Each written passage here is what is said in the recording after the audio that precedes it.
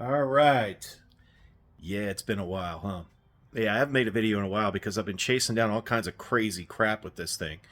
So I want to go over a couple of things that I found that maybe in the future might help someone else. I want to give a quick shout out to Eric Gash at Barely Able Racing.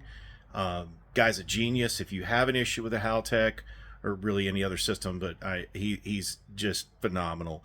Without him, I chased my tail for a year and a half trying to figure out what was wrong with this car, and Eric in about 20 minutes was able to kind of diagnose things and get me along the right path and eventually get this thing to where I was able to actually go for a drive today. So let's go through a couple of things here. So in the last video, you guys know I switched over to a Haltech. I took all the other stuff. I had the MSD Mod 6 on there. You've seen my other videos.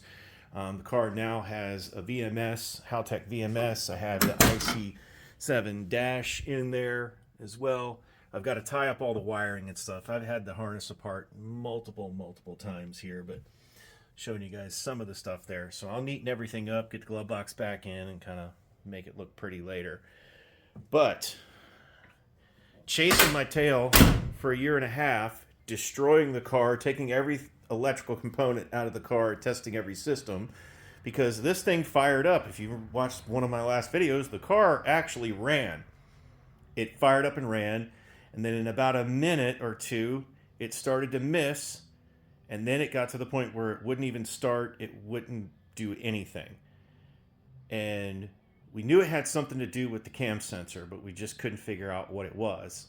We thought there was some kind of interference. We thought there was maybe something with the shielding of the wiring or whatever. And I had Rick from Haltech on. I had Nick and Jake from CPR who had helped me at first. We went through this car, and then my brother and I, we've been through everything on this car. The one thing that no one ever expects is that if you have an aftermarket cam, that cam manufacturer may actually put the reluctor ring on the cam in the incorrect position. So when I originally had the Haltech and set it up, I had to add 360 degrees to the TDC angle to make this car run. It's basically like having a distributor 180 out. It's the equivalent. But the problem is once the car was running, the Haltech system didn't understand where those cam signals were coming at. So Haltech runs the car off, runs the system off of the passenger side intake cam, kind of like a Holley Dominator. Now, my old system, if you guys look at my videos, you know that I ran an MSD Mod 6. I set the car up like a mod motor. I modified the exhaust cam on the passenger side for one tooth, and I ran the car like that. So what Eric had me do was, okay, we're having a problem with this cam sensor. You've been through everything. You've been a year and a half searching for stuff. Let's set up a custom tune, and let's run the car off the exhaust cam, and let's see if it runs. It ran before. Let's see if it runs.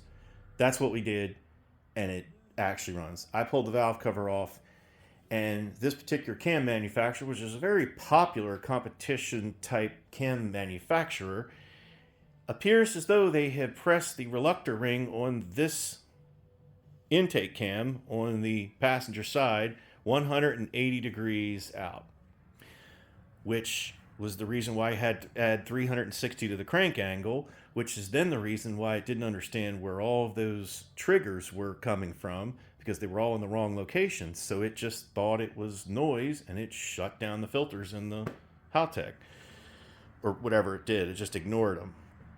So, fact is, car runs again. We're back at it. Eric's helping me get all the stuff straightened out, all the new sensors and everything like that, calibrated. And yeah, we'll be back at it this year. Finally, I took it for a ride today, and it seems like everything's good. So we're going to maybe go for a ride tomorrow. I'll put a little bit of a tune up in there to see if I can build some boost, and we can test out this billet 88 that's on there now. And thanks to my buddy Bernie there. And we'll test out and see how this ignition and MHS heads and all that stuff work. We can actually make some noise this year.